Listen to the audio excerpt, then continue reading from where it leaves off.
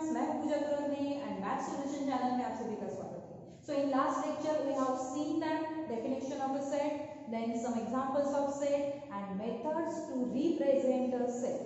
Actually there are two methods to represent a set. Number first is a roster method and second is a set builder method. Now we are going to study types of sets. Okay, so the number first is empty set. Empty set. A set containing no element. A set containing no element is called empty set or null set. अगर हमारे set में element ही ना हो, set में अगर element नहीं है तो उस सेट को हम बोल सकते हैं एम्प्टी सेट या उसे हम नल सेट भी बुला सकते हैं। ठीक है, it is denoted bye empty set is denoted by this symbol empty set और एम्प्टी कर्ली ब्रैकेट में निकालना है और वॉइड सेट ठीक है। अगर सेट में एलिमेंट ना हो तो उसे हम एम्प्टी सेट बोल देंगे and it is denoted by like this और this. For example a is equal to collection of x such that x is a natural number and x lies between 1 and 2। देखो x की ऐसी values हमें लेनी है जो natural number हो and lies between 1 and 2। आप मुझे बताओ 1 नेचुरल नंबर है, 2 नेचुरल नंबर है, but in between 1 and 2 there is a natural number no. So a is a empty set क्योंकि 1 एंड 2 में तो कोई नेचुरल नंबर लाइज नहीं है एंड देयरफॉर हम लिख सकते हैं number of elements in a क्या होगा 6। Okay, second is singleton set. Singleton set. A set containing only one element. A set containing only one element is called what? Singleton set. Singleton set आप देख सकते हो, it is very easy। जिस set में एक ही element है उसे हम सिंगलटन सेट बोलते हैं। For example a is equal to set of all integers which are neither positive nor negative। Singleton means एक ही एलिमेंट होगा उस सेट में, तो उसका एग्जांपल लिया है हमने सेट ऑफ ऑल इंटीजर्स। ऐसे सब integers which are neither positive nor negative, वो पॉजिटिव भी नहीं है नेगेटिव भी नहीं। सेट ऑफ इंटीजर्स क्या होता है, देखो एक तो वो i से डिनोट करते हैं या z से, तो वो क्या होता है माइनस इंफिनिटी से, देखो -2 -1 0 देन 1 2 और फिर से इंफिनिटी की तरफ चलता है। ठीक है, सो नेगेटिव नंबर्स भी नहीं है, पॉजिटिव नंबर्स भी नहीं है, तो कौन होगा हमारे सेट में 0। सो हम लिख सकते हैं a इज इक्वल टू 0। देखो एक ही एलिमेंट है, therefore number of elements in a। Last lecture में देखो ना, n of a means cardinality of a और number of elements in set a। कितने एलिमेंट्स हैं? ठीक है, तो the next is finite set. Finite set नाम में ही देखो, a set containing finite number of elements। finite number of elements। a set containing finite number of elements। finite means ऐसे element जो हम काउंट कर सकते हैं, तो उस सेट को हम बोल सकते हैं finite set. For example a is equal to 1 2 3 up to 10 तक, ये तो हम काउंट कर सकते हैं। यहाँ हम बोल सकते हैं number of elements in a is equal to 10। या फिर आप सेकंड एग्जांपल ले लो, b is equal to set of all students in NEET class, जो कुछ हो गया 30, 40, 50, 100, लेकिन हम काउंट तो कर सकते हैं। सो इसलिए ये भी एग्जांपल हुआ फाइनाइट सेट का। Okay, so the next set is infinite set. Finite means जो काउंट कर सकते हैं, इनफाइनाइट सेट जो फाइनाइट नहीं है। A set which is not finite is called infinite set, is called infinite set। जो सेट फाइनाइट नहीं है उसे हम बोल देंगे इनफाइनाइट। फॉर एग्जांपल क्या है उसका एग्जांपल आप देखो, n set of natural numbers, 1 से स्टार्ट होता है, 1 2 3 अप टू इंफिनिटी तक जाता है। Real number, set of real numbers, then set of integers, set of rational numbers, ऐसे बहुत सारे सेट्स। तो ये रहा एग्जांपल इनफाइनाइट सेट का। ओके, आपको यहाँ मैं एक नोट बताने वाली हूँ। Note, empty set 5 is a finite set. Empty set जो होता है तो उसे फाइनाइट सेट बोलते हैं। क्यों ना, उसमें तो एलिमेंट ही नहीं है। सो देखो ना, एम्प्टी सेट मींस उसमें एलिमेंट ही नहीं, वो इनफिनिटी तक जाने का तो सवाल ही नहीं है। That's why empty set 5 is a finite set. ठीक है, so the next set is subset. Okay, a set A is said to be subset of set B if every element of set A is also element of set B। हमारे पास दो sets है A and B, तो A set को हम B set का subset कब बोल सकते हैं? If every element of set A is also element of set B। Set A का हर एलिमेंट, ईच एलिमेंट, ये सेट B का भी एलिमेंट होना चाहिए, तब हम बोल सकते हैं A is a subset of set B। Okay, and it is denoted as like this: A is a subset of B. For example, A is equal to in set 1 2 and B is equal to 1 2 3, oh 1 2, देखो 1 2 यहाँ भी, तो हम यहाँ बोल सकते हैं A is a subset of। ये आपको एक नोट बताना है। Note number first, empty set is subset of every set। Empty set जो होता है तो वो सबसेट होता है एवरी सेट का। ऐसा क्यों ना, देखो सबसेट की डेफिनेशन क्या बताई है? अगर हमारे पास दो सेट है A एंड B, A का हर एलिमेंट B में होना चाहिए, तो हम A को B का सबसेट बोल देंगे। ठीक है, तो एम्प्टी सेट मींस उसमें तो कुछ नहीं होता है, वो तो खाली होता है, तो वो खाली होता है phi is an empty set and A is any set।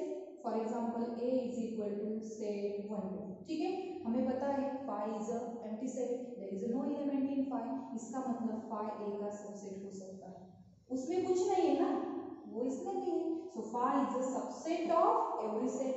And second note, A is a subset of A means that is every set is subset of itself। Her set खुद का सबसेट होगा। For example देखो, A is equal to 1 2 and again A is equal to 1 2, देखो A के elements A में है फिर से, so that's why every set is a subset of itself। ठीक है, so the next set is superset। superset. If this happen, क्या है? If A is a subset of B, then B is called superset of set A. जब A B का subset होता है तो ये जो B सेट है इसे बोलते हैं सुपरसेट सेट A. ओके, और इसका नोटेशन क्या होता है? नोटेशन यही है, थोड़ा सा अलग वे में देख, means B is a superset of set A. ठीक है, next one proper subset. Proper subset और नॉन एम्प्टी मीन्स उसमें कुछ तो होना चाहिए. ठीक है, और non empty set A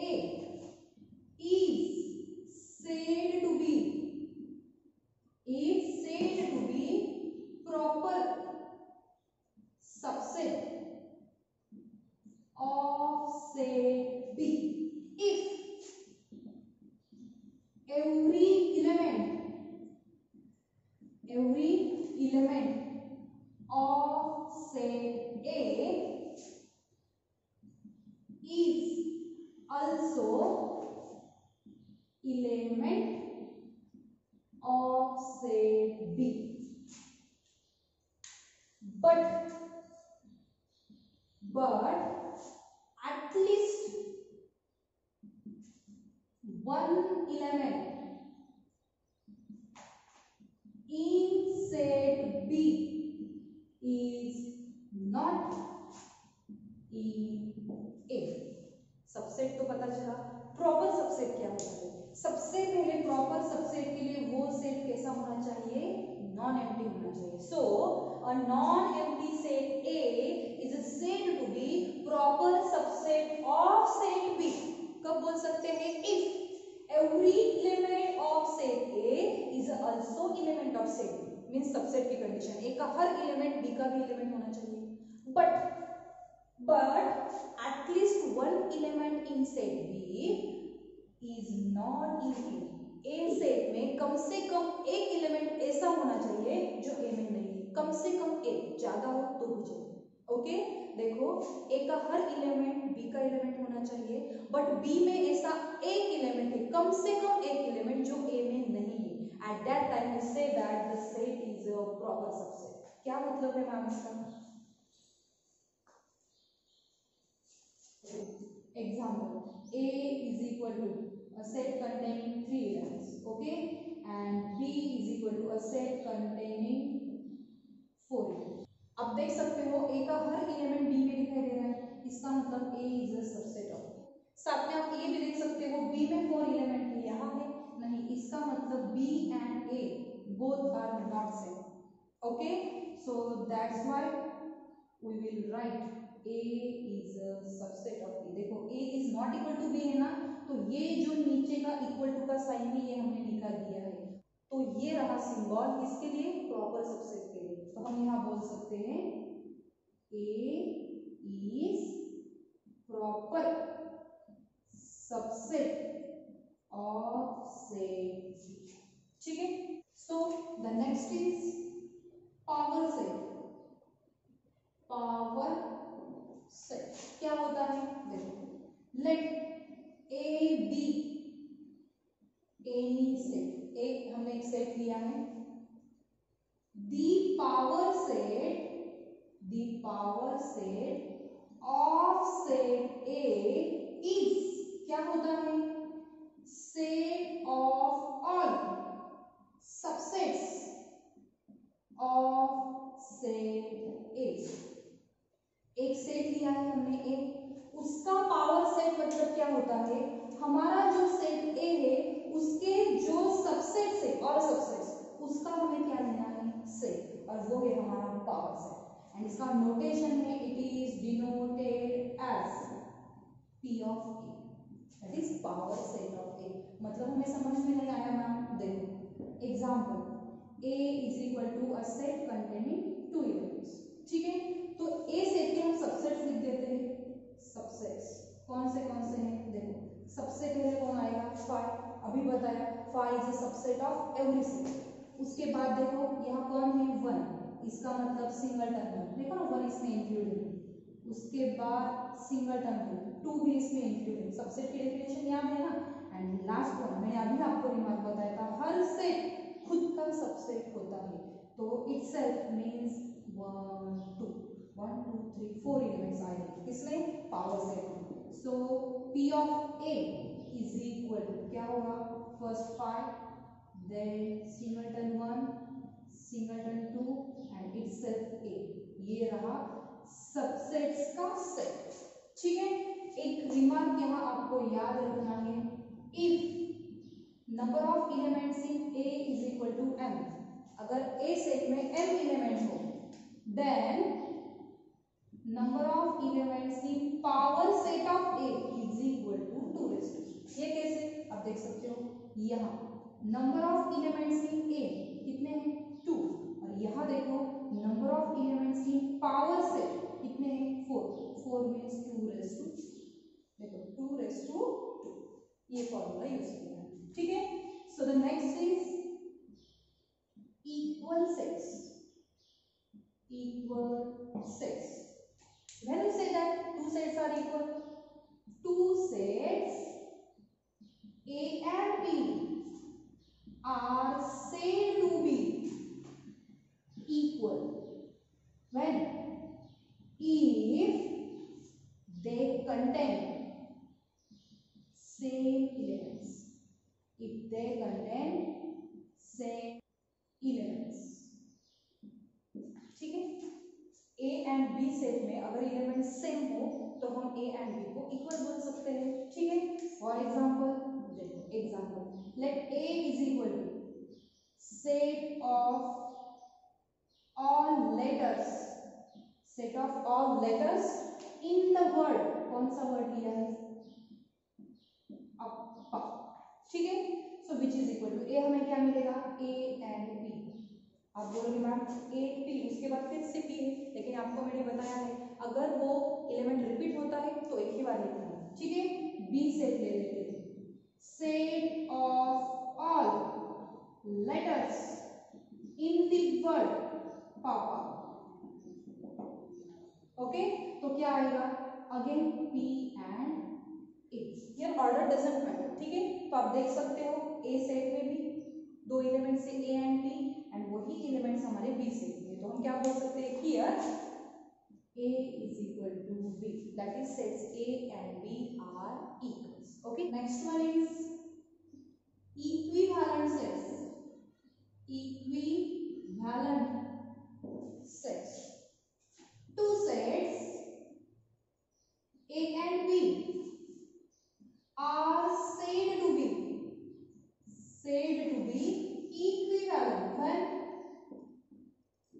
if number of elements in A is equal to number of elements if number of elements in A is equal to number of elements in B, then we say that two sets A and B are equivalent. For example, A is equal to a set containing 1 2 3 4 elements, and B is equal to A B C D. Okay, so from this number of elements in A is equal to 4, and from this number of elements in B is equal to 4. Number of elements same, so here number of elements in A is equal to number of elements in B, means A and B are equivalent sets. Okay, next is, it is important, it's very important, universal set. Universal set means उसमें सब involve, वो सबसे बड़ा होगा। Okay, if in a particular discussion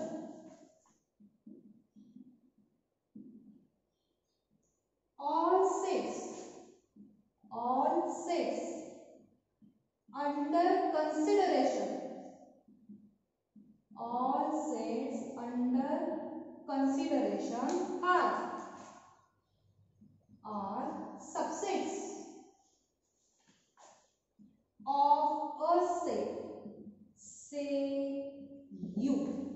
then U is called universal. Sets under consideration are subsets of a set U. एक set है हमारे पास U जो सबसे बड़ा है और बाकी के जो सेट्स है वो सब सेट्स इस सेट के सबसेट्स है। मैं फिर से रिपीट करती हूँ, ये जो सेट हमने लिया है U ये सबसे बड़ा है और बाकी के जो सेट्स है अंडर कंसिडरेशन जो हमने कंसिडर किए थे वो सब सेट्स इस सेट के क्या है सबसेट्स है। तो इसका मतलब सब इसमें इन्वॉल्व है तो U सबसे बड़ा हो गया। So that's why U is called universal set. For example U is equal to 1 2 3 up to so on 10, ठीक है। A is equal to 1 and 2, B is equal to a set containing 19। आप देख सकते हो A इसका subset है, देखो ना 1 and 2 are involved in U and here B is also subset of U, that's why U is a universal set। तो notation कैसा होता है यूनिवर्सल सेट के लिए? Universal set is denoted bye U और X, दोनों कैपिटल है, ठीक है। और भी हम एग्जांपल ले सकते हैं, देखो n means set of natural number is a subset of set of integers। Natural numbers means इसमें सिर्फ पॉजिटिव नंबर्स होते हैं, देखो 1 2 अप टू इंफिनिटी जाना है, is a subset of integers means -2 -1 0 1 2, ऐसा करते करते हम इंफिनिटी तक पहुंच जाएंगे। देखो 1 2 3 अप टू सो ऑन, देखो 1 2 3 4 अप टू सो ऑन। तो set of natural number is a subset of set of integer. So in this case ये जो I है ये क्या है? यूनिवर्सल सेट्स के टोटल 11 टाइप्स हमने दे दिए। अगर आपको मेरा वीडियो अच्छा लगे तो प्लीज सब्सक्राइब कर दीजिए और साथ में बेल आइकॉन भी दबा दीजिए ताकि अगर भी नया वीडियो अपलोड करूं तो आपको उसका नोटिफिकेशन आ जाए। Thank you.